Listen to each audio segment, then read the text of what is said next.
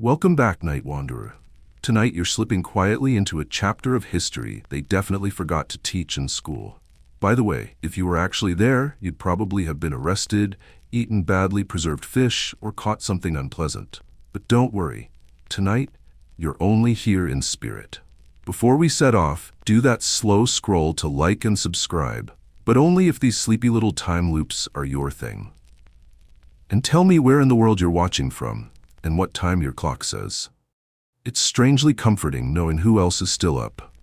Now, lights low, maybe grab a blanket or let your ceiling fan hum away in the background. Time to drift gently back, one step at a time. It's hot. Not the fun kind of tropical heat that modern travel brochures love to lie about, the kind with umbrella drinks and well-behaved waves, but the honest, punishing heat that clings to your skin like a wet shirt you can't peel off. You wake not so much by choice, but because the bamboo mat you sleep on has become a kind of grill, and your spine is currently medium well. There is no pillow, only a rolled-up palm leaf mat beneath your neck that's as supportive as a passive-aggressive relative. It doesn't help that every joint in your body is aware of its own humidity. Your elbows feel like steamed shellfish. Your knees make a faint popping sound when you sit up, which you do, slowly, so as not to spook the lizard that has decided your armpit was the perfect overnight parking spot. You're lying on an elevated bamboo platform inside your Nipa hut, your family's version of home sweet hut. The floor is made of woven slats that groan with each movement and offer absolutely no soundproofing. Not that it matters. Your neighbor's roosters have declared war on silence since before sunrise. And one of them sounds like it smokes. The walls are woven palm leaves, patchy and fraying in places. One corner has a suspicious moisture stain, even though it hasn't rained. It's probably condensation, or a curse, or your older cousin relieving himself again because the nighttime outhouse is, quote, haunted. Outside, jungle cicadas buzz like an overheating amplifier. You can hear distant laughter, a chopping sound, and the unmistakable splash of someone falling into the nearby stream. Morning in the barangay is not a peaceful affair. It's a musical featuring pigs, smoke, and the occasional suspicious cough. Your body is stiff, not from age, but from the demands of a life that never lets up. Yesterday, you carried sacks of rice husks, climbed coconut trees with a knife between your teeth, and tried to help patch a canoe with tree resin that smells like fermented regret. Your palms are blistered, your back aches, but none of that matters now, because today, something is off. There's a tension in the air, not the regular kind that comes from family drama or an unusually large python sighting, but something quieter, thicker, like the air knows more than you do. You stretch, wincing as your shoulder pops like bamboo under stress, and look around your humble sleeping space. Beside you, your younger sibling, drooling gently into their arm. Across the room, your grandmother, already awake, eyes open, possibly communing with an ancestral spirit or just judging you for sleeping too long. Hard to say. You hear your name called from outside. It's your cousin, the loud one, the one who insists that fish sauce counts as cologne. You rise, carefully avoiding the scattered bits of woven fabric and leftover banana leaf plates from last night's half-celebration. Someone caught a monitor lizard, and while it wasn't good eating, it was better than disappointment. Your feet hit the bamboo floor, warm and a little sticky with yesterday's sweat, which has refused to evaporate. You scratch your leg absent-mindedly, not because it itches, but because that's what you do now. There's always something crawling, nibbling, or judging your skin. The door is a hanging curtain of reed and palm, barely wide enough for your shoulders. You duck under it and step outside into the full blast of tropical daylight, which hits you like truth at an intervention. Blinding, absolute, relentless. The path outside your hut is muddy from yesterday's brief rain, already steaming in the morning light. Chickens scatter in all directions like feathered chaos goblins. A pig snorts and walks between your legs. You're home. You're alive. You're about to have another perfectly ordinary day. Except, again, that weird feeling. There's something about the birds today. They're quiet in the wrong places. The breeze carries a scent that doesn't belong. Not firewood, not river fish, not unwashed uncle. Something metallic. Something foreign. But maybe it's just the heat. You yawn and step into the village center where someone is already pounding rice in a giant mortar. The thumping rhythm echoes like a heartbeat. Kids chase each other with sticks. An elder sits cross-legged, weaving a basket with hands that look like braided vines. The world moves the way it always has. And yet, you can't shake the feeling that somewhere, across the sea, something has changed. Something is heading your way. You look out toward the distant shoreline. You see nothing, but you feel it. Like the prickle on the back of your neck, like your ancestors whispering a warning in a language you've forgotten. For now, though, it's just another morning, just another day in the archipelago. You scratch your sunburnt shoulder. You sigh. The air is wet. Not like a nice misty morning or a refreshing dew. This is internal organ damp. The kind of humidity that hugs you too long, whispers something unsettling in your ear, and leaves the back of your knees clammy for hours. You stumble toward the family fire pit, nestled between three large stones that refuse to balance properly, no matter how many times you curse at them. It's not so much a kitchen as it is an open-air experiment in lung irritation. A woman, your mother, aunt, or one of your older sisters, who knows anymore really, is crouched beside the embers, coaxing life from yesterday's coals using dried coconut husks and a bundle of twigs that may or may not include someone's discarded sandal. The smoke rises in erratic plumes, instantly filling your nostrils, coating your tongue, and triggering the kind of cough that sounds like it belongs to someone 3 decades older and actively dying. You blink through the haze, eyes watering. Everyone else seems unfazed. You suspect your lungs were simply not built for this century. Breakfast is already underway, which is generous of them, because you're not particularly helpful yet. You try to sit down on a low wooden stool, only to discover it has 3 legs. A design choice, not a flaw, but one that forces you to balance like you're practicing to be a dinner plate on someone's head. A bowl is placed in front of you. It's carved from a coconut shell and still smells faintly of the last 3 meals it held. Salted fish, fermented rice, and something with too many legs. Inside the bowl is today's offering. A scoop of cold rice that's already started to harden into individual tooth hazards, and a sliver of dried fish that looks like it died angry. You eat anyway, because in the precolonial Philippines, food doesn't nourish. It humbles. It tests your jaw strength. It reminds you that flavor is a luxury, and chewing is a moral decision. Across from you, someone is grinding spices in a wooden mortar. Garlic maybe, possibly ginger. There's a rhythmic pounding, like a lullaby made of migraines. The person doing it hums a song that sounds older than dirt and somehow even less melodic. A mosquito lands on your arm. You slap it. 2 more appear, as if summoned by your disrespect. You wave them away with the same enthusiasm you'd use to shoo away a spirit during an exorcism. But they are persistent, tropical, unimpressed by your modern immunity system, which, if you had one, would be crying by now. Someone passes you a banana leaf with a small mound of bureau, fermented rice with fish that smells like someone lost a bet and bottled the consequences. You nod politely. You eat. You wonder if your ancestors are watching and laughing. Probably. Suddenly, the goats start bleating. Now normally, that means little. Goats are dramatic by nature, but this bleat is different. It's urgent, startled. The kind of noise a goat makes when it sees something it doesn't understand, like a mirror, or a Spanish galleon. You rise, wiping your mouth with the back of your hand and giving a nod of thanks you don't entirely feel. The food isn't bad, per se, it's just stubbornly unapologetic. It will stay with you for the rest of the day, mostly in your breath.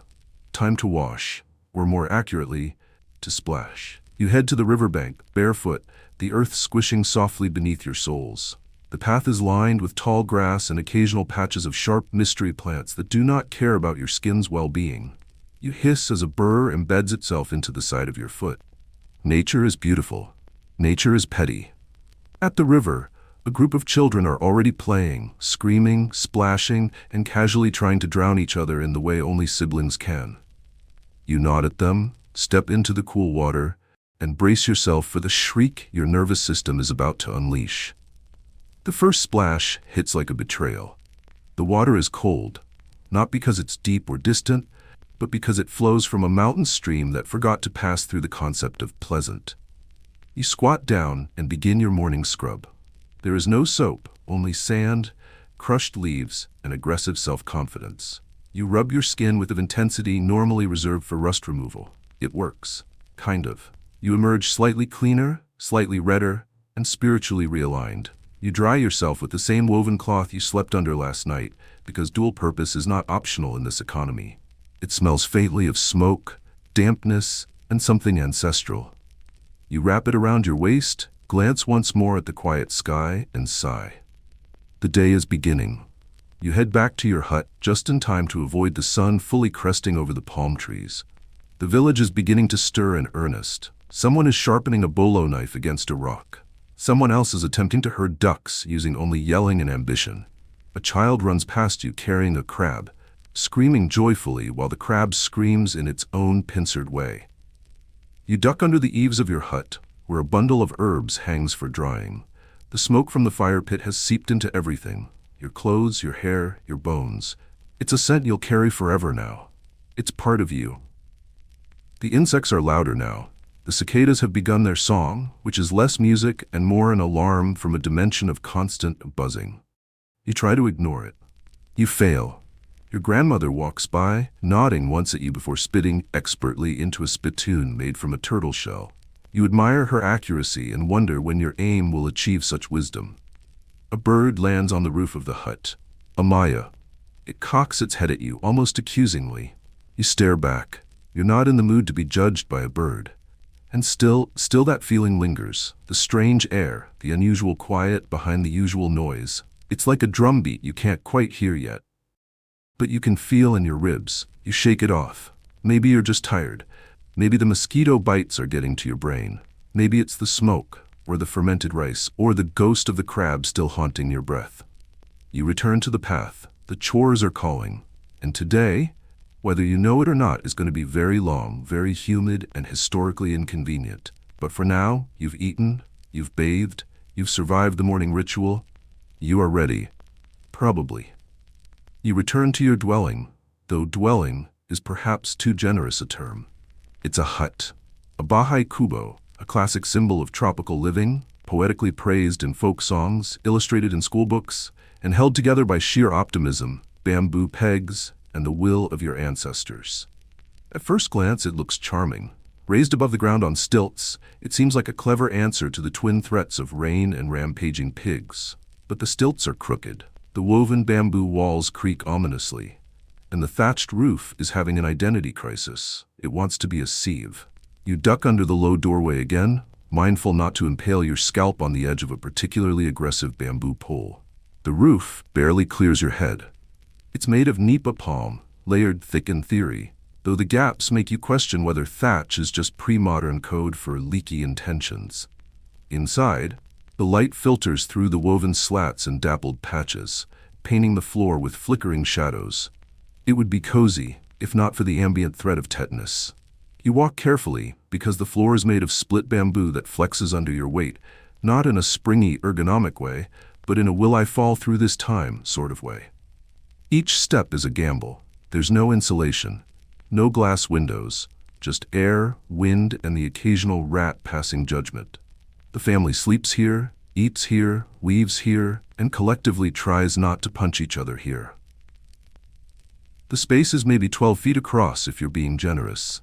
Less if Uncle Nardo is home. His snoring alone occupies 4 feet of psychological space.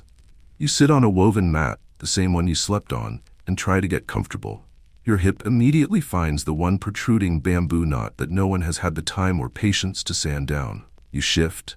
It finds another. The mat squeaks as if mocking you. To your left, a chicken is nesting in a half-broken basket. You don't own this chicken. No one does. It just decided that your home was a good place to lay judgmental eggs, and pretend rent isn't a concept. Above you, tied to the roof beams with a bit of fraying hemp rope, hang a series of baskets, bundles, and mystery objects. Some are food stores, some are medicine herbs, and some are charms designed to ward off spirits. One of them is just a dried fish skull with beads in its eye sockets. You're not sure what spirit that one is meant to scare away, but it's working.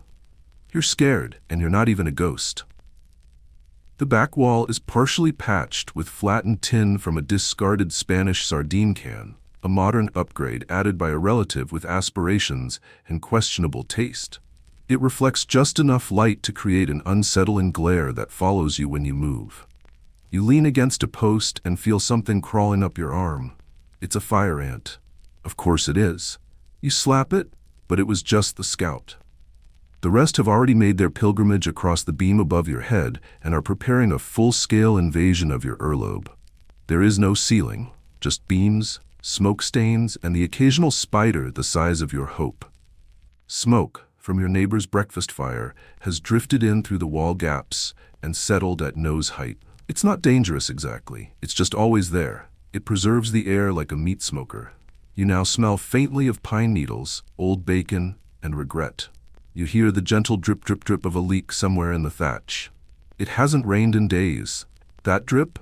It's just leftover roof sweat, or possibly condensed mosquito breath. Either way, you move away from it. In the corner, a basket stores the family's more precious items: beads, bronze jewelry, some Baybayin-inscribed charms, and a flute made from river reed.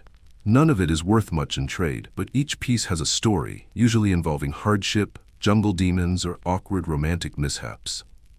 Your grandmother is mumbling again. She's seated cross-legged on a small raised platform filled with dried herbs and smoldering incense.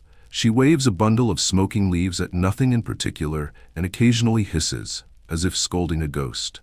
You've learned not to interrupt. A gecko falls from the ceiling.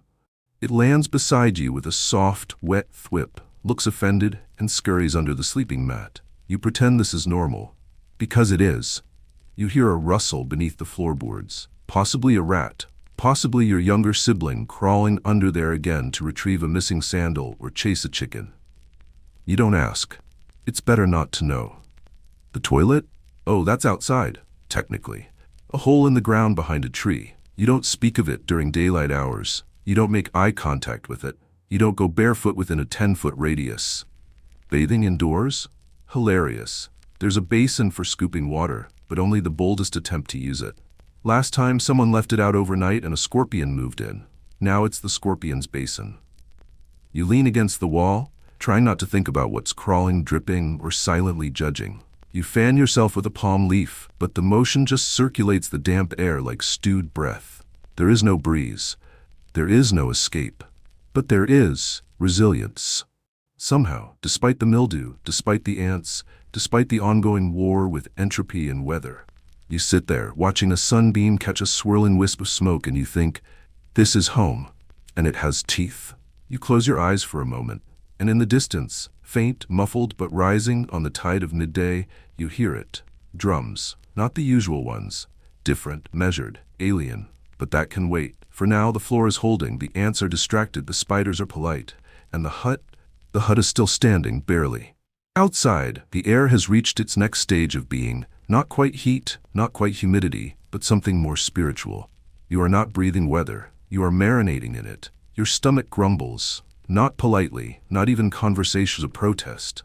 Your last meal may have filled your mouth, but it did not fill your soul. It lingered, it judged, and now it has left you hollow. Fortunately, it is time to eat again. Unfortunately, you live here. The morning feast is modest.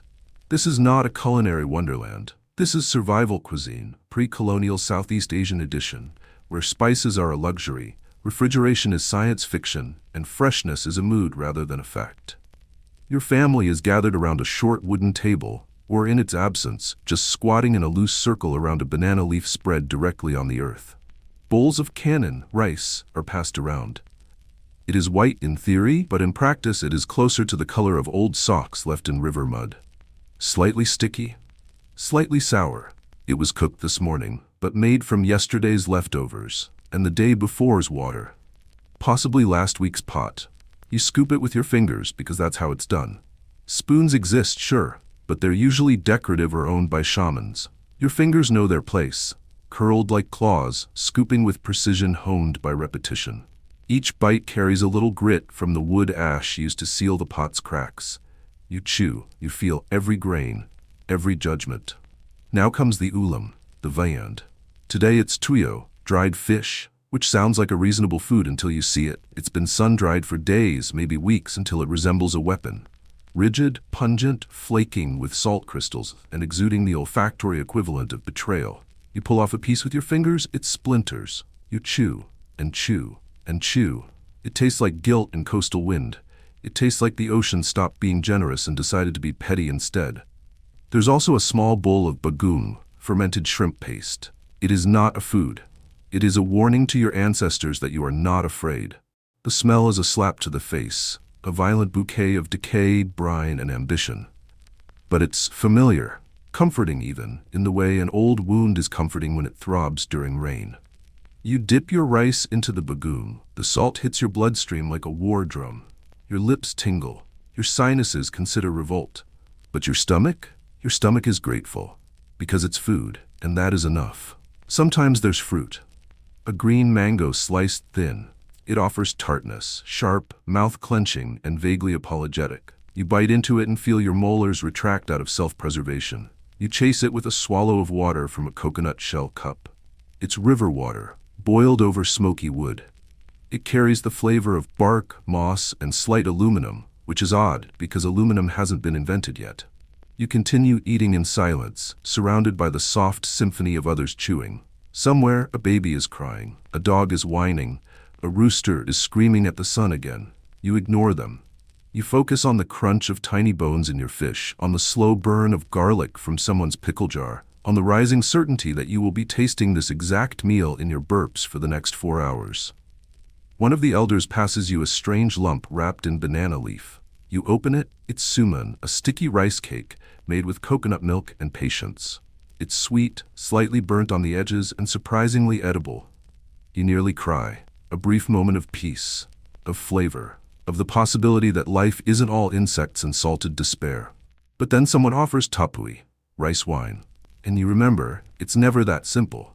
The tapui is strong, not refined, not filtered. It's what happens when fermentation gets bored and turns into a dare. You sip, it burns, it giggles, you feel it in your toes and behind your eyes, and for a moment, everything tastes like fire and family. The conversation shifts. You only half listen. Most of it is about who's getting married, who's cursed, who saw what in the forest, and why the pigs keep acting suspicious. Someone suggests you might have to go hunting today. You nod. Then realize you're still chewing the same mouthful of fish you started with 6 minutes ago. You swallow it whole, like pride. A breeze stirs, brief, warm, pointless. It passes across your neck and whispers, "Try harder." You scrape the last grains from your bowl, using your thumb like a plow. You eat every bite, not out of hunger, that has passed. You eat out of duty, of habit, of generational resilience. And then, just as you begin to feel full, a child walks by with a plate of boiled taro root, gabi, and you realize you're not done suffering. You accept a chunk. It's dense, earthy, a flavor somewhere between chalk and defiance. You bite, it coats your mouth in something, dry, like unspoken trauma. You chew, slowly, carefully. Taro has betrayed better people than you by lodging in throats. You wash it down with a sip of river water that tastes less boiled now and more regretful swamp. Breakfast ends, someone belches. A chicken flies past your head for no reason. You wipe your hands on your sarong. It leaves a smear of bagoong that you will not discover until much later, at the worst possible time. Your stomach is full, but your soul is unsettled. There is no satisfaction here, only fuel. Food is not celebration. It is preparation. For labor, for survival, for whatever comes next. And what comes next is your daily attire, which, tragically, is not optional. There is no wardrobe, no oak armoire, no row of neatly folded tunics scented with lavender sachets. There is a wooden peg on the wall, and on that peg your entire fashion legacy hangs like a damp afterthought. You reach for your clothes. They greet you like old friends, clingy, wrinkled, and slightly sour. Let's begin with the bahag, the male loincloth. It's a rectangle of cloth and about 3 feet of interpretive geometry. You wrap, tuck, fold, twist, and hope. There is no mirror. There is only instinct and the vague memory of how you saw your uncle wear his. Poorly. You tuck one end in at the waist, pass the rest between your legs, and try not to invent a new kind of chafing. It is not elegant. It is not forgiving. One wrong tug and you've invented the first public scandal in barangay history. If you are a woman, your day begins with the tapis, a wraparound skirt of woven fabric, bound at the waist and suspiciously prone to untying itself at festivals. Sometimes a simple blouse is worn, hand-woven, naturally dyed, breathable in theory, but it holds sweat like secrets. Clothing in this climate has one purpose: survival. And barely that. It is loose, breathable, and as minimal as decency or heatstroke will allow. The cloth is abaca or cotton, hand-woven, coarse, durable, and boasting the absorbency of a desperate sponge. You pull it over your head or around your waist, depending on your gender and the current level of mosquito aggression. It clings in places it shouldn't, sags in others. No tailoring, no symmetry, just fabric and willpower. Some wear beads, not for fashion but for status. Necklaces of polished shells or carved bone. Bracelets made from boar tusks or old Spanish coins hammered flat. You reach for your armlet, a braided cord with a small charm. It's not magical, but your aunt insists it keeps you from turning into a crocodile in your sleep. You don't believe her, but you wear it anyway. Just in case. Footwear? That's a luxury. Most go barefoot. The jungle floor is hot, sharp, and alive. But leather is rare. Sandals are for chieftains and people who don't step in pig excrement daily. So you pad outside on hardened soles, stepping carefully around thorns, goat droppings, and whatever your cousin vomited behind the house last night. You adjust your futon, the cloth tied around your head. It's meant to keep sweat and hair out of your eyes, but mostly it's for swagger. A warrior's knot says, "I might stab you later and I'll look cool doing it." Yours today is more, "I haven't slept and I fear I am becoming moss." You consider jewelry. A Columbiga armlet, a brass earring, a decorative tooth. But then remember, you're going to be carrying fish guts later. There's no need to dazzle the jungle spirits with your Sunday best. For those in higher status families, datu class or artisan elite, garments may be dyed in deeper reds or blacks, indicating your station. But you're not one of those. Your shirt has two small holes, one made by fire, one by boredom. It smells faintly of vinegar and something you can't name, something that might be alive. You stretch, your joints pop, something in your spine tries to resign. You tie your sarong tighter and instantly regret it. Too tight. But you're committed now. And public wardrobe adjustments are frowned upon unless you're at a festival or a fight. Your cousin appears shirtless as always, wearing only his woven belt and the confidence of a man who's been bitten by snakes and survived. He carries a knife strapped to his waist. It's ceremonial, he says. It's also for peeling fruit, and removing splinters, and settling disputes. You do not have a knife. You have a small pouch with 2 coins, a bit of bark that might be medicine, and an amulet made from chicken bones and rice glue. It has never helped you, but it has never not helped you. So, you finish dressing, by which we mean you are now sufficiently covered to be seen in public without scandal or arrest by an imagined morality police made up entirely of judgmental elders and disappointed ancestors. You fan yourself with your hand. Already sweating, the cloth sticks to your thigh. You attempt a dignified tug. The entire lower half of your outfit shifts like a landslide. You pause, rewrap, hope, whisper a short prayer to the ancestor who first invented this garment, then mentally curse him for not including a fastening mechanism. A gust of wind blows dust into your mouth. You spit. Adjust your tapas again. Realize your nipple is showing. Sigh. Fix it. There is no armor for this world. Just fabric, sweat, and the looming certainty that you will need to wash all of this in the river later. And the river, of course, will judge you. You step out into the sun, dressed for the day. And the day? Oh, it has plans for you. They involve lifting heavy things, sweating through every fiber of your identity, and probably getting bitten by something venomous. But, at least, for the moment, you are clothed. Badly. But clothed. It's barely mid-morning and already the sun has taken a personal interest in your suffering. The air is thick, not just with humidity, but with the psychic weight of responsibility. You were born into work. You will probably die during it. And in between, you will sweat like it's your only skill. Today's labor depends on your barangay's needs and your particular misfortunes. But let's not kid ourselves. Every job is bad. There is no dream career. There is only effort, obligation, and the occasional ant bite in places ants should not reach. You've been assigned to help reinforce the palisade around the village, not because you're skilled in woodworking, but because you're available, youngish, and not currently pregnant. That's the entire resume. The palisade is a crude wooden wall built from upright logs, sharpened at the top, jammed into mud, and rotting quietly. Your job? Replace the ones that have collapsed from last week's typhoon tantrum, which means chopping new stakes in the forest, dragging them back like a human carabao, and trying not to impale yourself while pretending to care. First, the axe. It is heavy, not balanced. Its handle was once straight long ago. Now it has a charming curve, like scoliosis. You grip it with the hands of someone who knows this tool is more dangerous to the user than the tree. Into the jungle you go. The path is not a path, it is a suggestion, overgrown with vines, roots, and what might be snakes. You swat at flies, you swat at heat hallucinations. Eventually you find a tree that looks weak enough to bully. You swing, the blade bites wood. Then sticks, you pull, it stays. You pull harder. The handle detaches, leaving the head lodged like it's made of pride. You sigh, you pray, you wiggle. Eventually you retrieve the blade. Repeat 30 more times. Each swing releases sweat from your soul. Your shirt clings, your bahag unravels slightly, your dignity leaks like a cracked clay pot. By midday, you have 2 posts ready to drag back. You tie a rope around them and sling them over your shoulders. They shift. They scratch. One of them thumps your spine every step like a judgmental drumbeat. Back in the village, the others are rebuilding the wall in a scene best described as organized injury. Someone hammers a bamboo peg with a rock. Someone else holds a post upright with their face. You arrive just in time to be told you're late, even though you're early, because time is a social construct enforced by grumpy uncles.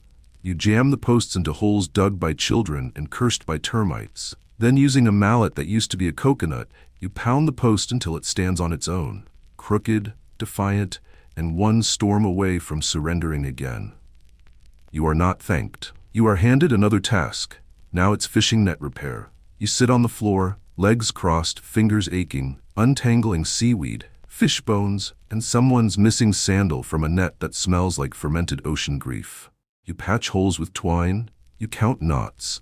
You wonder what your life might have been if you'd been born in a colder country, with socks. Nearby, a group is preparing firewood. Not cutting, just splitting, stacking, and judging the shape of each log like a poetry contest. Children run past. One kicks mud at your knee. You consider vengeance, then remember you're tired. Then comes the coconut duty. You climb the tree barefoot, no harness, just a rope tied to your ankles and your ancestral fear of falling. You hug the trunk like a desperate lover and shimmy up, praying not to die before lunch. The bark scrapes your belly. Ants greet you midway with unnecessary enthusiasm. At the top, you reach for the fruit, twist, snap, drop, repeat. Back on the ground, you open coconuts with a machete that may or may not have been sharpened since the last eclipse. It bounces off the shell once, twice. You try not to lose fingers. You succeed, barely. You pour the water into bamboo containers, then scrape the meat. Your hands now smell like sweet decay. Someone calls for help in the rice field. You go. Why? Because saying no isn't a concept. Not here, not now. In the field, you wade into ankle-deep mud that sucks at your soul. You stoop, plant, step, your back screams, your thighs tremble, the sun watches you suffer and whispers, "Dance, peasant." At some point a buffalo defecates nearby. No one reacts. It is simply part of the ritual now. By late afternoon your hands are blistered, your lower back is plotting rebellion, and your brain has entered a meditative state where every thought begins with, "I wonder how much worse this could get." Then the sky rumbles. Rain. Glorious, terrible, necessary rain. You celebrate for 4 seconds before realizing you're now wet, cold, and covered in mosquito larvae. Your shirt clings, your feet squelch. You finish your task anyway because unfinished work brings shame, and shame brings gossip, and gossip lasts longer than illness. The labor ends not with a bell, but with someone shouting, "Enough," and collapsing. That's the signal. You drop your tools, stretch, hear something pop, decide not to investigate. You walk home in silence. Your muscles ache in places you didn't know had muscles. Your fingernails are embedded with earth. Your spine hums a funeral dirge. Your hands no longer open fully. And yet, nobody calls this hard work. They call it the day.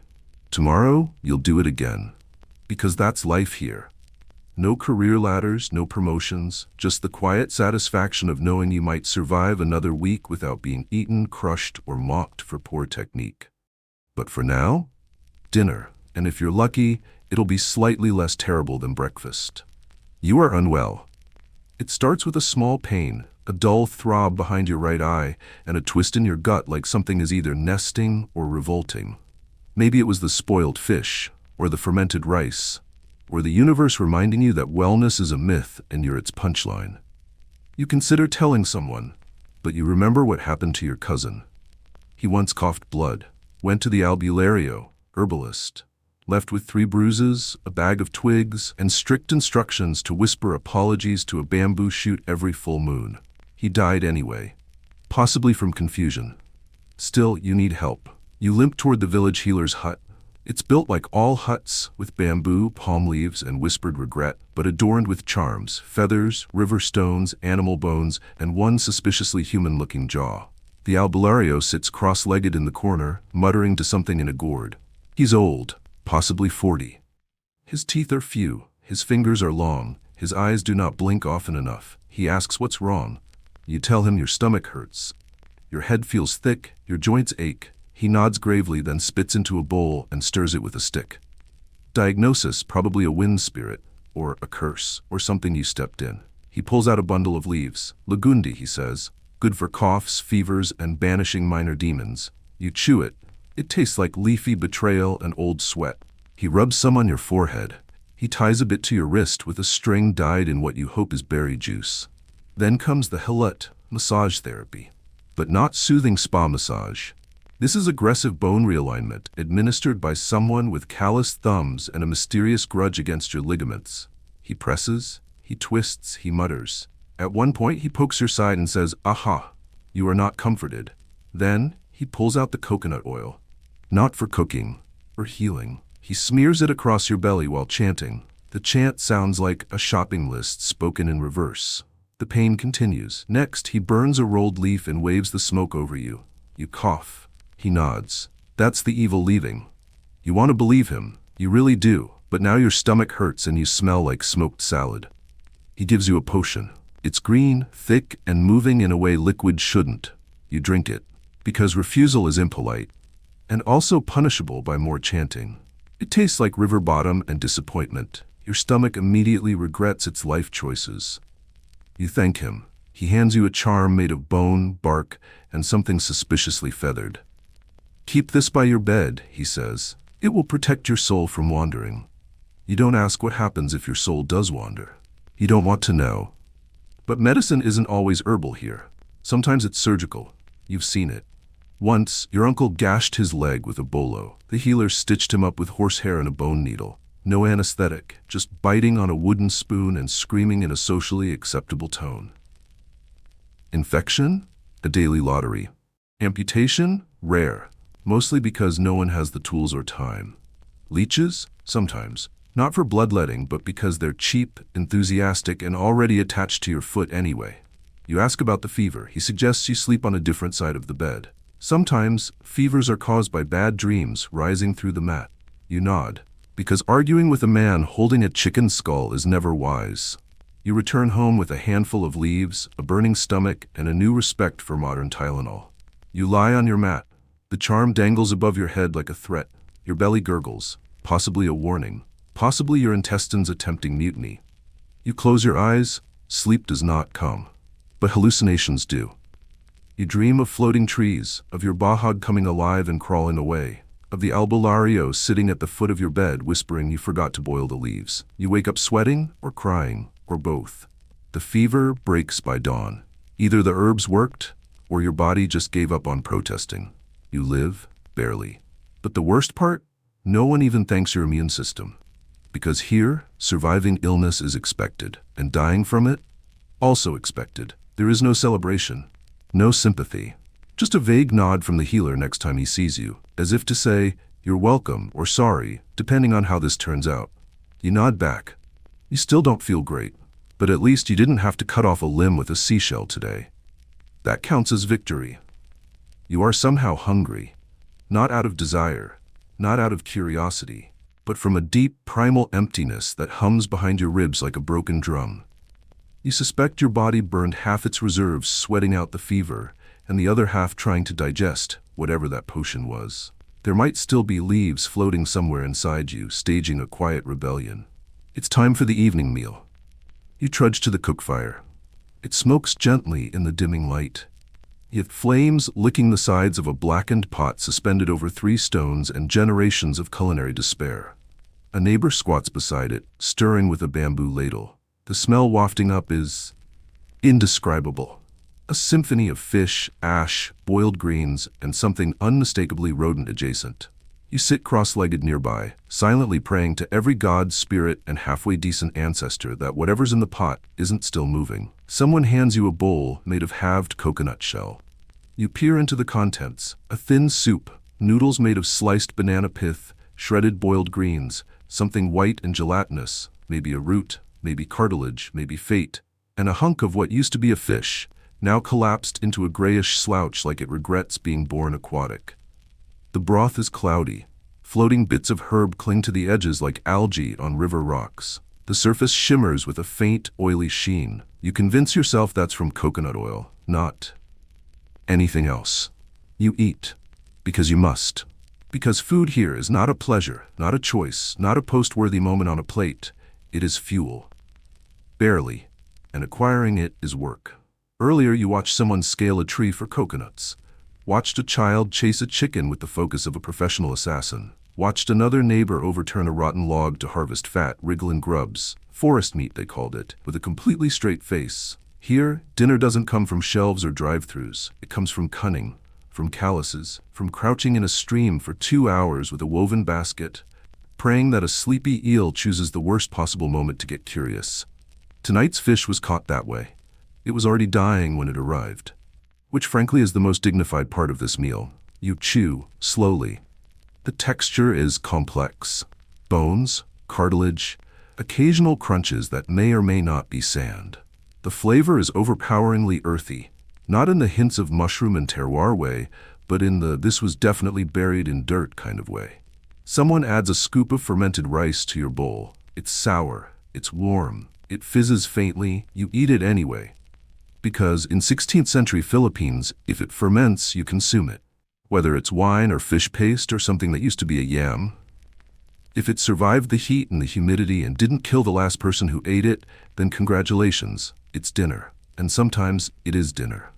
Other times, it's famine. Droughts come, typhoons flatten crops, pests nibble away at your future.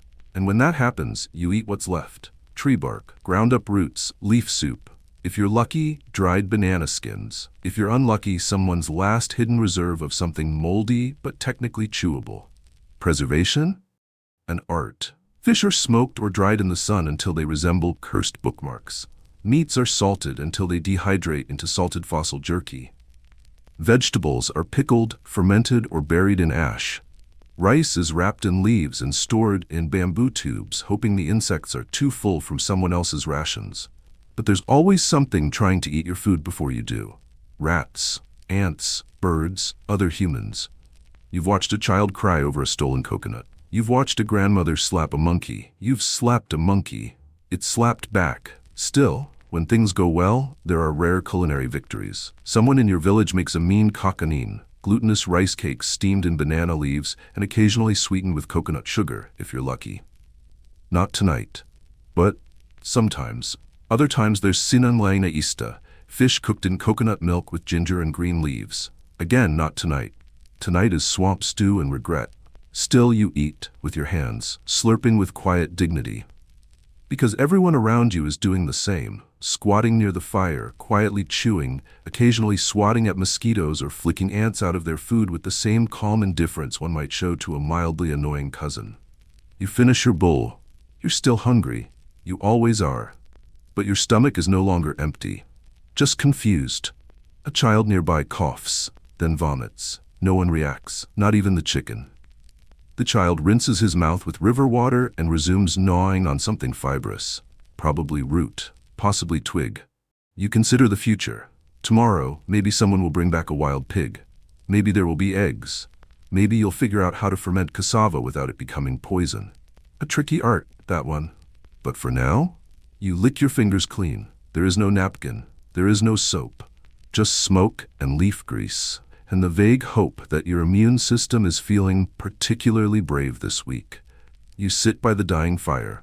Someone throws a handful of coconut husk onto the coals. It flares. Sparks drift into the night sky like tiny fire spirits escaping the dinner party. You exhale. You are full, or full enough. In this time, that counts as abundance. And besides, your mouth still works, your gut hasn't revolted yet, and you're not the child who just ate a live beetle for a dare. Perspective. You are being watched, not by people necessarily, although yes, a few of them are staring, but more ominously, by the forest, by the sky, by a distant mountain spirit who, you're told, once swallowed a fisherman for whistling after sunset. And tonight, you whistled, briefly, absent-mindedly, while squatting by the river, and now your fate may be sealed. You walk back to the village cautiously, glancing over your shoulder. The trees look different, leaning, perhaps, whispering, or maybe that's just the wind curling through banana leaves like a nervous ancestor. Welcome to your spiritual reality. Here in the 16th century Philippines, before Catholicism sails in with its saints and Spanish guilt, religion is less of a thing you attend and more of a constant, oppressive humidity of the soul. Your world is alive. Every hill, every tree, every fish, every oddly shaped rock has a spirit. A diwata, encanto, anito, or worse. Some are benign, some not so much. You don't worship them exactly. You place hate, you barter, you avoid offending. You do not pee on termite mounds. They're sacred. You do not laugh too loudly near old trees. They might contain watching eyes. You do not point at rainbows. Something about that really ticks off the sky spirits. Everything has a rule, and everyone enforces them. Take your Dadu, the village leader. His authority isn't just political, it's cosmic. He speaks to the ancestors, he leads rituals. He decides whether the lightning was a warning or just lightning. Spoiler, it's always a warning. And then there's the Magellan, the priestess, shaman, spiritual medium, social therapist, dream interpreter, and occasional weather controller. She is powerful, she is feared, she is respected, she wears red, she speaks to spirits. She once stared down a cobra and it apologized. You are terrified of her, but you go to her anyway. Because of the whistling, you kneel outside her hut. She's already waiting. She says nothing, just lifts one eyebrow, the universal signal for you've messed up cosmically. She asks you what you did.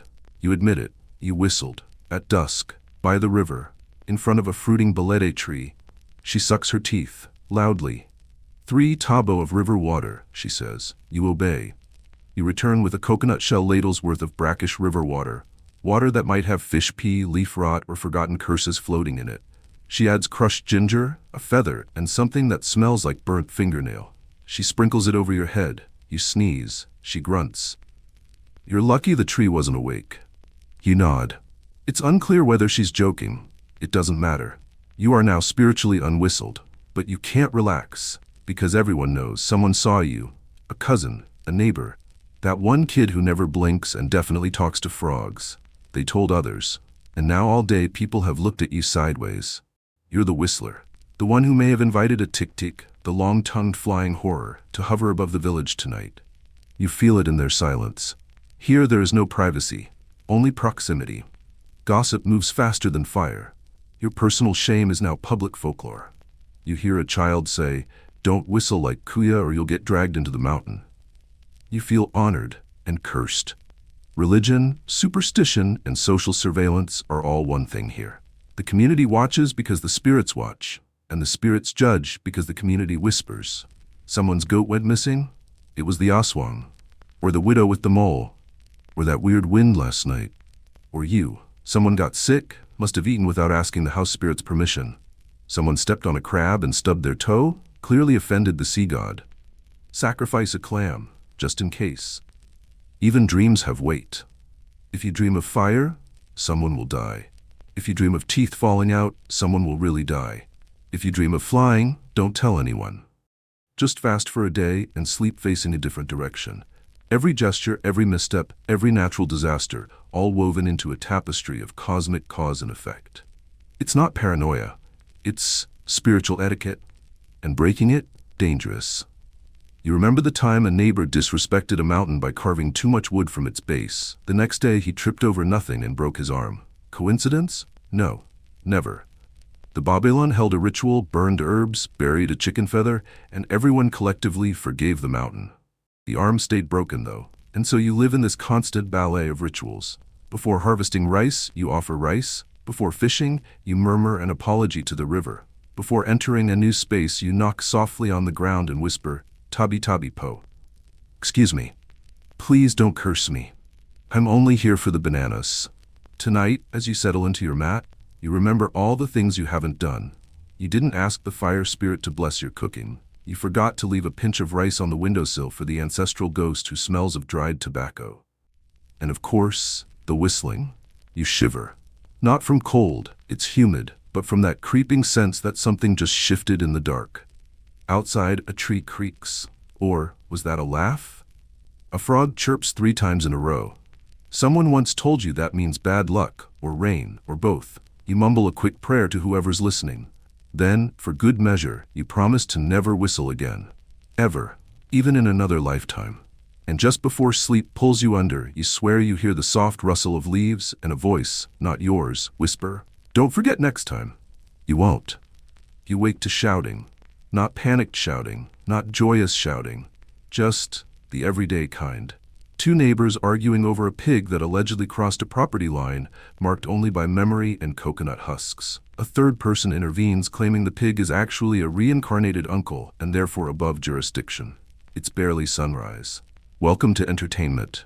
In 16th century Philippines, where life is hard, food is unpredictable, and your roof sometimes collapses mid-dream, leisure is not a formal concept. It's a fleeting, accidental reprieve from suffering. And yet, somehow, you still find ways to unwind. Occasionally, briefly, before a giant mosquito lands on your eye. Let's begin with the most universal form of fun. Gossip. Your community is small. News travels faster than illness. Everyone knows what time you bathed, what you dropped into the river, and whether your grandmother's sore foot is still oozing.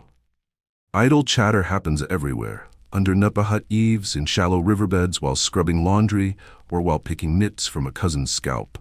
You learn things, like who dreamt of a white bird, which may mean wealth or war, who might secretly be an aswang because they blink slightly slower than normal, who faked a stomachache to skip planting season. Judgment is constant, but delicious. Then there are games, not the organized kind. No rule books, no referees. Just energy, sticks, and pain tolerance. Children chase each other with banana leaves rolled tight like whips. Others play tag in ankle-deep mud. Older teens might climb trees competitively, which always ends with someone scraped, bruised, or humiliated in front of a potential spouse. If you're a child, your toys are nature. Sticks become swords. Shells become currency.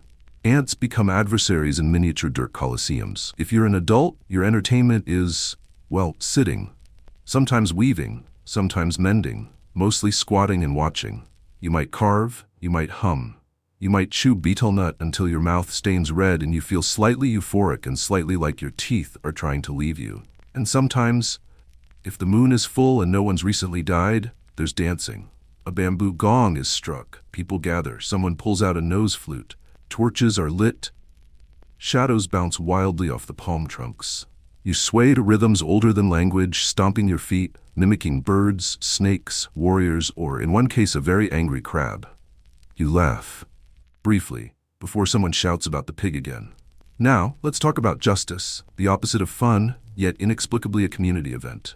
There is no jail, no police, but there are consequences. Disputes are resolved publicly, often in front of the dadu or elder council, where both parties air grievances while trying not to burst into tears or punches. Punishments vary. Theft, return the item, plus extra. Lying, public shaming, possibly poetic insults yelled by your aunt. Violence, depends who started it and who finished it. There's also trial by ordeal. For example, swim across the river while holding a burning coconut husk, and if you make it, you're innocent. You do not volunteer as tribute. But nothing draws a crowd like punitive spectacle. Once, you watched a man tied to a termite mound for insulting a healer. The termites were not amused. Another time, a woman had to walk backward through the village with a basket of spoiled shrimp on her head. For disharmony, or possibly overcharging for ginger. No one is sure. And once, during the dry season, an entire village gathered to watch 2 drunk uncles fight over a mango. No one stopped them. Someone took bets. The mango lost. That's the thing about leisure here. It's raw, unscripted, and always teetering between joy and potential injury. But once in a while something pure happens. Someone recites an epic, a hudhud or darungan, oral stories passed down through generations. You sit by the fire, eyes wide, as the storyteller's voice rises and falls like ocean waves.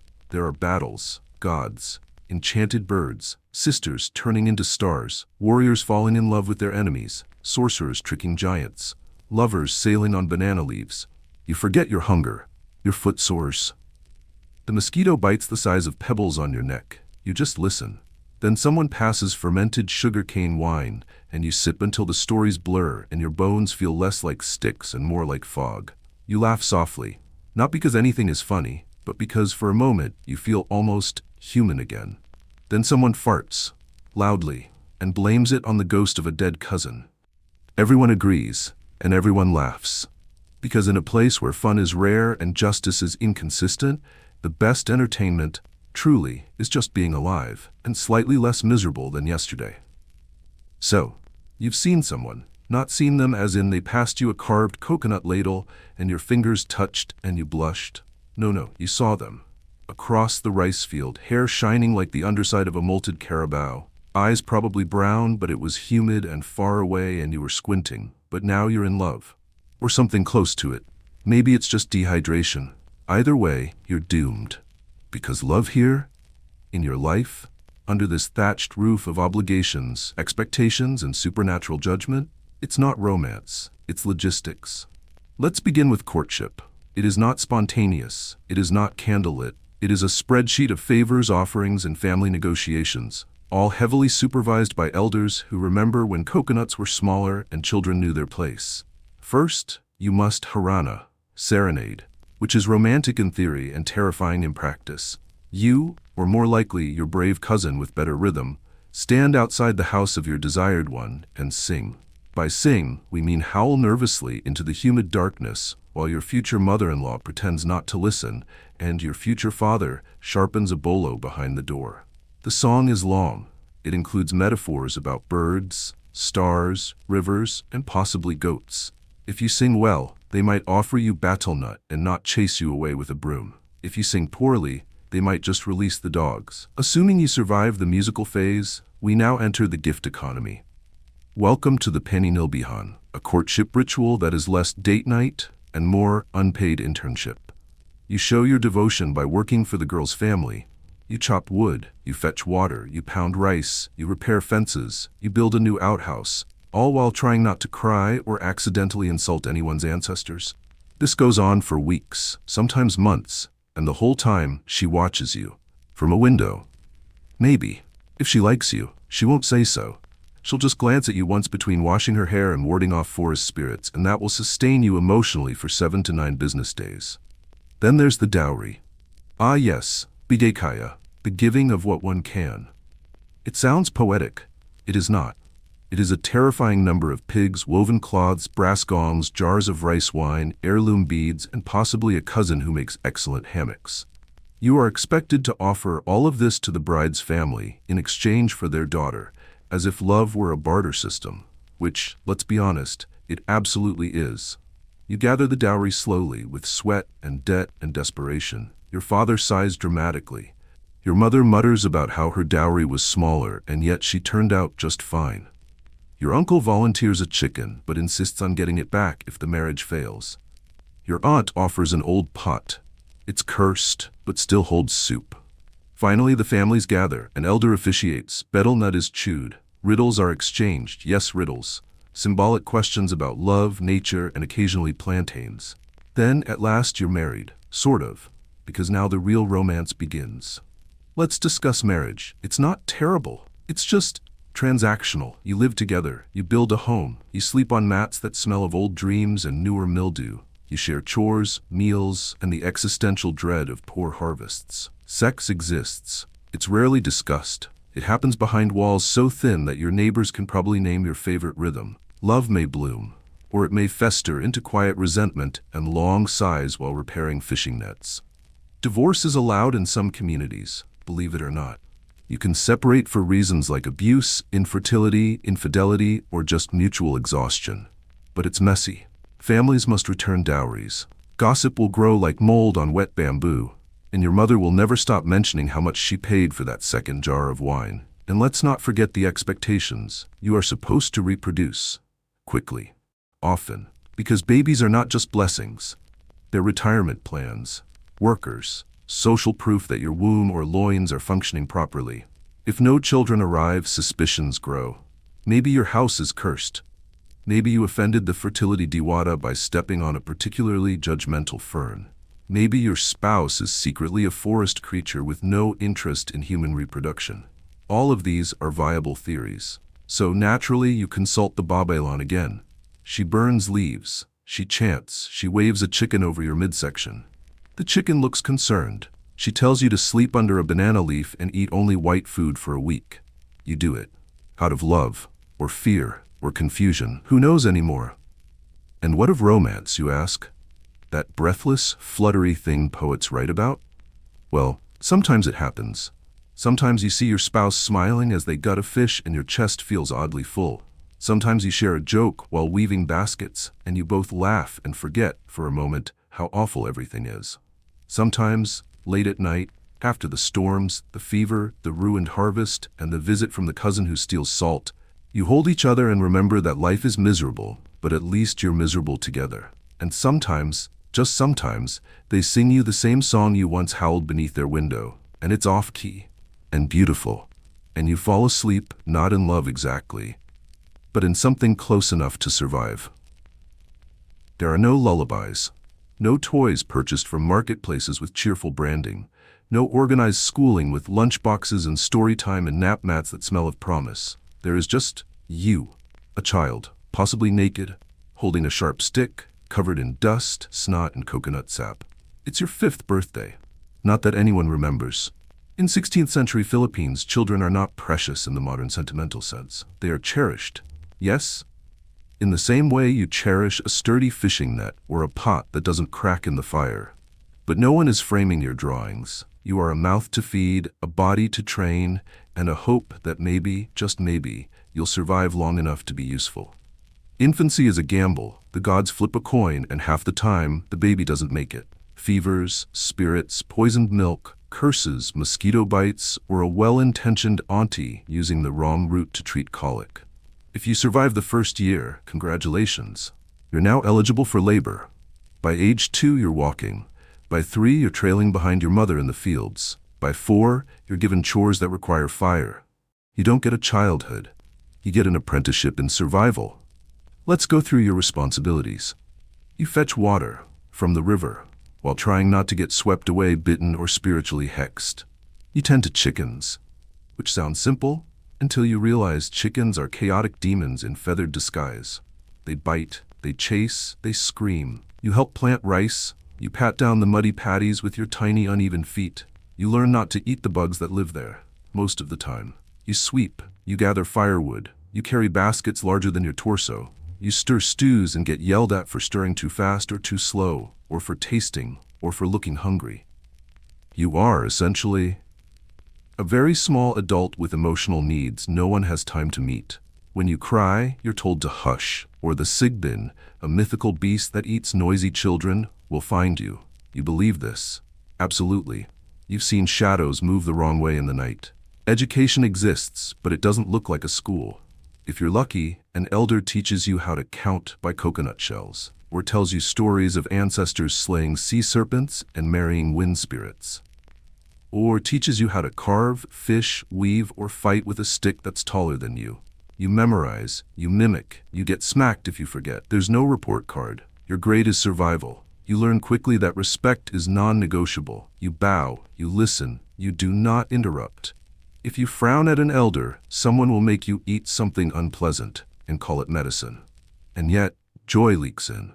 You find it in banana leaf races down muddy hills, in chasing fireflies with cousins who still have teeth, in inventing gods out of tree knots and holding entire ceremonies in the forest with twigs for candles and ants as parishioners.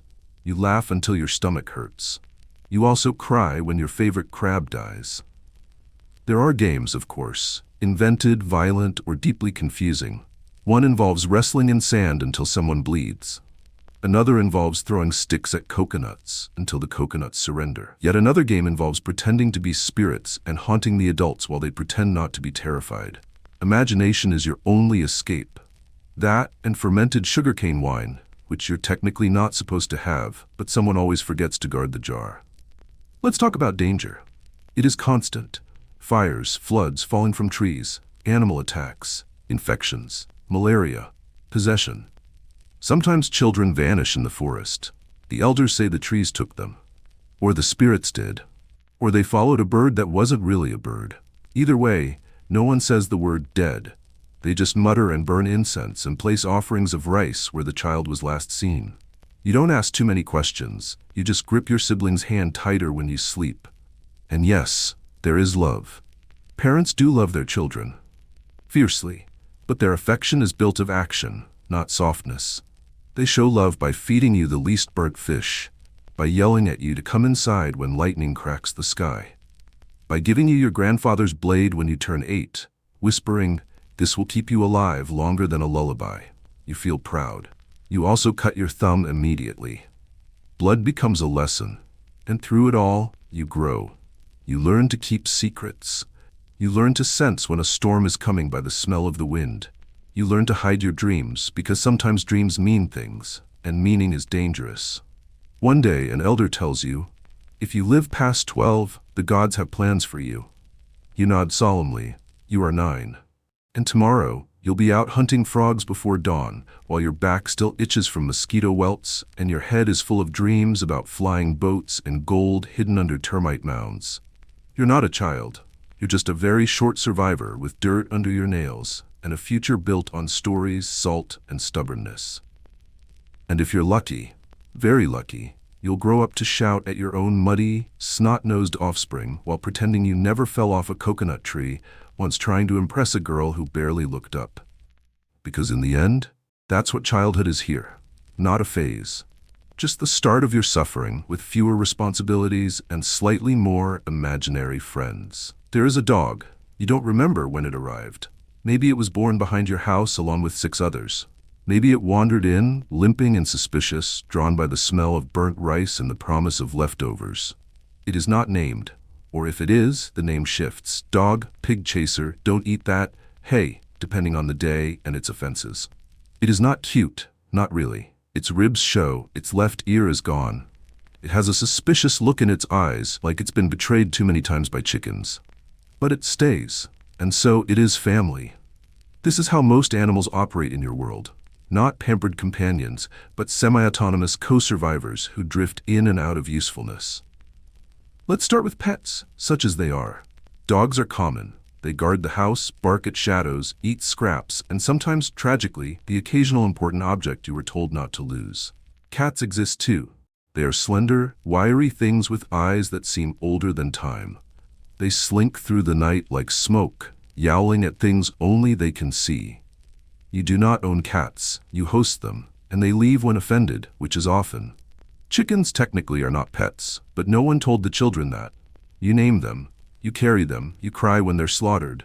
Then you eat them anyway, because hunger has no sentiment. Pigs are slightly more affectionate. They root at your feet. They squeal with joy when scratched. They eat anything, truly anything. But again, they are temporary. You grow up knowing that love has a slaughter date. Goats, they're chaos on hooves, clever, demonic, occasionally hilarious, mostly thieves. You once watched one escape its rope, climb a roof, and defecate triumphantly on your neighbor's ceremonial altar. No one was even mad, just impressed. You don't have leashes, you don't have collars, you barely have bowls. Animals eat what you eat, sleep where you sleep, and if they bite you, it's probably your fault. But not all animals are welcomed. Now let's talk about vermin. Let's talk about rats. They are bold, enormous, and deeply committed to ruining your life. They steal rice from your stores. They gnaw through baskets. They skitter across beams at night, staring down at you with the arrogant confidence of tax collectors. You've tried everything. Traps, poison, shouting at them. They just evolve. The current theory is they're being advised by spirits. Then there are the termites. Oh, the termites. You build a beautiful bamboo cabinet. You blink, It collapses into sawdust. Termites leave no survivors. You don't fight them. You just accept that everything wooden is temporary like happiness. Mosquitoes, of course, are ever present. They come at dusk. They hum in your ear like tiny curses. They feast upon your ankles, your neck, your soul. You sleep under smoke coils and banana leaf fans and the vague hope that maybe tonight they'll target someone else. They won't. Fleas, lice, mites, all yours. They crawl. They itch. They make you question the existence of benevolent gods. Your dog has fleas, so do you. At some point, you stop pretending there's a difference. Occasionally, you scratch in unison. Then there are the less common intruders. A civet once snuck into the house and made love to a basket of cassava. A python coiled in the rafters and stared at your cousin during dinner for 6 full minutes before vanishing again into legend. A monkey stole someone's loincloth during a festival and climbed a tree with it. That monkey is still out there. Smug. Victorious. Now, in this swirling chaos of fur, feathers, and fleas, affection still flickers.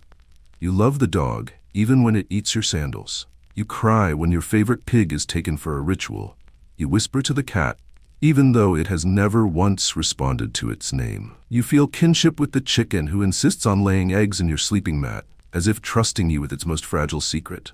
This is what bonds you, not ownership, not taming, but cohabitation, shared misery, occasional mutual warmth. And yet the spiritual line remains. Some animals are not to be touched. Owls are omens, snakes are symbols, crocodiles might be your ancestor. If a deer crosses your path too slowly, it means your journey is cursed and you should return home, even if you've already walked 6 miles with no sandals. Animals exist in both worlds, the physical and the unseen. You dream of them. You interpret their movements. You burn offerings to keep them from becoming messengers of death. You do not joke about toads, or at least not loudly. So what does this mean for you? It means your house is alive, buzzing, crawling, barking, chirping, twitching, digesting. At night, the dog sleeps near the fire. The cat vanishes. The chickens settle into corners like feathered nightmares. The rats move in disciplined formation. You lie on your mat, scratching absently, listening to 1,000 tiny footsteps and wondering how many of them want to share your dinner. You're not alone. Not ever. And somehow that's comforting. Even when something bites you. Even when a beetle flies directly into your ear at midnight. Even when your neighbor names his goat after your least favorite auntie. This is life, a blur of animals both helpful and hellish. A world where affection has fleas, protection has mange, and love sometimes arrives on 4 legs, missing a tail, and bleeding slightly. But it stays, because you feed it, because you need each other, because nothing here survives alone. The sky is not blue, not today. Today it's the color of boiled taro water. Dull, heavy, full of unsaid threats. It rumbles in its throat like an elder about to scold you, and you can smell it, that sour metallic dampness that comes before the rain like a whispered warning. In precolonial Philippines, weather isn't background. It's not small talk. It's war. And the sky always wins. There are 2 seasons, wet and wetter. Technically it's called taginit and tagulan, the dry and rainy seasons. But these terms are optimistic because even in the so-called dry months, the heavens occasionally open up and pour like they just remembered something tragic. Let's start with the heat. Because yes, even before the downpours, before the ankle-deep mud, before the frog stage operas at midnight, there's the humidity. It is not warm. It is not balmy. It is a wet slap to the lungs. You wake up sweating and you go to sleep slightly more sweaty. Your clothing clings to you like guilt. Your hair sticks to your neck. Your armpits become biological weapons. Shade is a lie. You can stand beneath a mango tree all afternoon, but the air remains thick and chewy, like soup you didn't ask for. Fans? Ha! Your fan is your hand, or a folded palm leaf, or a cousin. Everything smells faintly of mildew and fish. Even the breeze, when it dares arrive, brings with it the scent of wet soil and fermented disappointment. Now, rain. Rain does not fall. Rain attacks. One moment you're going about your day, weaving, fishing, foraging, and the next, the sky throws a tantrum. The downpour starts instantly, with no build-up, like the heavens just got bad news and decided to take it out on your laundry. It pounds on your thatched roof until you wonder if it will collapse. It floods the dirt floor. It turns your outdoor toilet into a swamp with ambition. Everything you own gets damp. and then grows mold, and then attracts insects, which then attract frogs, which attract snakes. It's a circle of life, and you are the unwilling centerpiece. You try to cover things with leaves, or hide tools under baskets, or hope the dog doesn't wander off and come back 3 times muddier. You fail. Lightning arrives like an angry ancestor, cracking through the sky with divine fury. It strikes trees. Sometimes it strikes people. One time it hit a village drum mid-ceremony, and people still talk about it, years later, in hushed tones while avoiding eye contact with the trees. Thunder is not theatrical. It's personal. It doesn't roll. It roars. It rattles your bones. It makes babies cry. It convinces grown men to confess sins they haven't committed, just in case. And through it all, life must go on. You still have to cook, still have to fish, still have to walk 5 kilometers to trade your woven mats for salted fish, while the sky tries to turn your path into a river. Mud is everywhere. Thick, slippery, clinging mud that swallows sandals and dignity alike. You've fallen in it, you've cried in it, you've accepted that it is now part of your skin. Now, let's talk typhoons. They don't have names. There's no advance warning, no Doppler radar, no cheerful weather anchor in a blazer saying, "Don't forget your umbrella." No, the first you know of a typhoon is when the trees bend like they're praying and the pigs start screaming. The wind howls, not whistles, through the village, tearing thatch from roofs, ripping bamboo fences from their posts, and tossing fishing nets like lace. Rain flies sideways. Debris becomes weaponized. You clutch your mat, your firewood, and your grandmother's necklace, and you pray. Not to avoid destruction. That's already happening. But to at least keep your house's one dry corner dry. When it passes, the world is unrecognizable. Crops flattened, goats missing, canoes perched in trees, and yet you rebuild. You always rebuild. Because you must, because the next storm is coming. And the next. Sometimes just to shake things up, the opposite happens. A drought. Suddenly, no rain for weeks. The soil cracks, rice paddies dry out, wells shrink, your lips split, your stomach aches, you ration water, you offer prayers, you watch the sky with suspicion, trying to interpret every cloud like a divine telegram. And in this heat, diseases bloom, skin infections, fevers, madness. There are folktales about men going insane from thirst and chasing clouds across fields, hoping to kiss the rain out of them. No one laughs when those stories are told. And when the rain finally does return, you don't cheer. You brace. Because now you have to fix everything the dry season broke and everything the wet season is about to ruin. In between the disasters, there are moments. Moments where the air cools slightly at dawn, where mist curls gently around the base of the trees and the birds sing with casual optimism. Where the river runs clear and you can bathe without stepping on a crab. Where lightning stays politely distant and the wind carries only the smell of bananas, not doom. These moments are rare. You savor them, but you never trust them. Because here, the sky is not your friend. It is a mercurial god, sometimes generous, mostly vengeful, always watching. And it does not care if you have laundry out. The sun sets early. Not dramatically, not with flare, just a slow dimming as if the world is being gently snuffed out by a tired hand. Shadows lengthen. The fireflies emerge, blinking like tiny stars with bad timing. The smoke from cook fires hangs low, mixing with the mist, mixing with the smell of coconut ash, old fish, and human skin that's seen too much sun. And still, no one talks about it directly. Not the air, not the ache in your chest, not the cough you heard from your neighbor last week. The wet kind, the kind that sounds like it's trying to escape with pieces of lung. But it's always there. The quiet drumbeat of mortality. You're a Katutubo, a native soul of the islands, and death is not an enemy, it is a relative. A tired one, arriving without fanfare, barefoot and familiar. It doesn't have to be violent, it can be soft. A child who simply doesn't wake. A grandmother who slips into sleep with the same quiet she once used to mend your woven mat. Or it can be loud, like when someone eats the wrong shellfish, or steps on the wrong snake, or is accused of speaking to the wrong spirit during the wrong phase of the moon. And then there is disease. The old ones speak of pyle, laminus, lagnat, fever, and the cursed ketone. That word you don't say after dark. Skin peels, eyes sink, people vanish into huts and are not spoken of again. You don't understand germs, you understand imbalance, heat and cold, wet and dry, spirits displeased, blood too thick. A wind entered the ear. Treatments vary. Some elders chew herbs and spit them directly on wounds with prayer. Others smoke leaves and blow the scented breath across your skin. Sometimes the Babalan, the healer, the priestess, will chant until her voice bleeds into the hum of the jungle, and you feel something shift inside you. Maybe healing, maybe surrender. You don't ask for diagnoses, you ask for forgiveness. Because illness is not random, it is consequence, a curse, a test, a debt. You remember when the Spanish came? Some say they brought sickness with their shoes, others say it came from their breath. Either way, people started dying more, faster, from things you couldn't name.